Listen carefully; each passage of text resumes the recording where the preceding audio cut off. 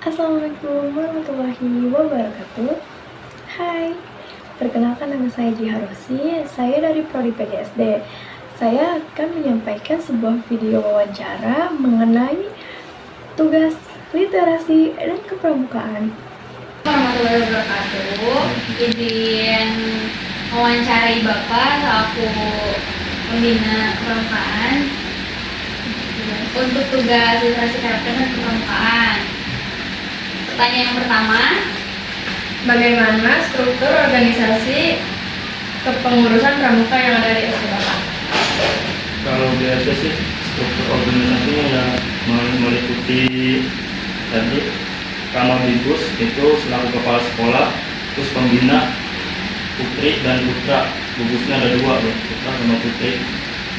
Gugus depannya. Jadi cuma itu doang. Karena di bawahnya kan ada anggota. Kan anggotanya semua wajib, semua siswa itu wajib menjadi anggota. kelas berapa aja? Dari 1 sampai 6. Kan kalau 1 sampai 3 tuh masuknya siaga. Kalau 3 sampai 6 itu penggalang. Tapi itu dari kelas 1 sampai kelas 6 itu wajib. Wajib. Semisal ada kegiatan Enggak, kalau ada kegiatan perlombaan kita diseleksi lagi. Kalau anggotanya wajib memiliki KTA, kartu tanda anggota kepramukaan semuanya. Untuk pertanyaan kedua, bagaimana jadwal pelaksanaan kegiatan kepramukaan di sekolah tersebut? Nah, kalau jadwal pelatihannya kayak latihan gitu. Kalau jadwal latihan tuh setiap hari Selasa sore. Habis asaran. Selasa aja. Selasa. 1 minggu 1 hari.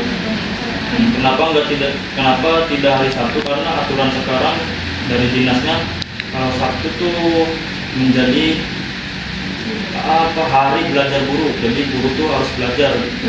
Jadi nggak ada kegiatan meliputi yang sangkut pautnya dengan siswa, hanya guru aja. Untuk pelatihan guru saja.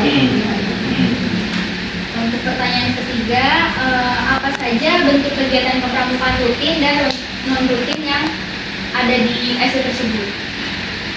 Kalau biasanya latihan rutin itu biasanya seperti baris berbaris, terus pencapaian SKU, terus TKP, ya, udah itu aja. Kalau non rutinnya biasanya kalau persiapan lomba, kalau misalkan kategori lomba-lombanya apa aja, nanti kita latihan misalkan jangkanya 2 bulan ke belakang. Tapi itu pelatihannya tiap hari? Kalau misalkan mau persiapan lomba tiap hari latihannya. Yang ikut lomba yang udah diseleksi, bukan semua siswa ya. Iya, yang terpilih saja. Ya, yang untuk latihan rutin juga enggak semua siswa.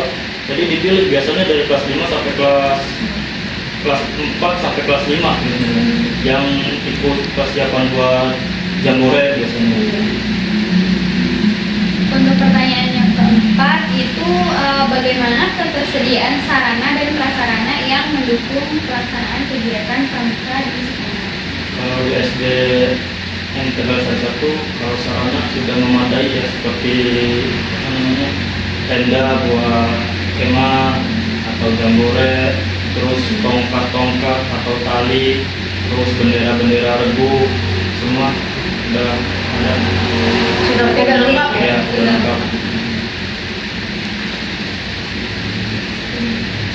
Untuk pertanyaan yang kelima, bagaimana sistem penilaian kegiatan kepramukaan yang diterapkan oleh pembina pramuka? Kalau penilaiannya dari yang pertama kedisiplinan, itu aktif enggak anaknya, terus pencapaian itunya, materinya, akademisnya gitu. Ya, gitu. Untuk pertanyaan selanjutnya, apa saja presentasi yang telah diraih oleh gugus Prestasi. depan pramuka sekolah tersebut? Prestasi ya. Iya, prestasinya. Sebenarnya kalau melihat ke belakang sih ya, beberapa tahun ke belakang ada beberapa prestasi. Kemarin aja ya, pas waktu hari pramuka kan Yang di kecamatan? Kan di Cilemaya kan nggak ada jambore, nggak ada kemah, gantinya kan pesta siaga. Nah, kemarin alhamdulillah kita mengirimkan regu putra sama putri. Yang putra juara 3 dan yang putri juara harapan 1 dari kategori semua perlombaan.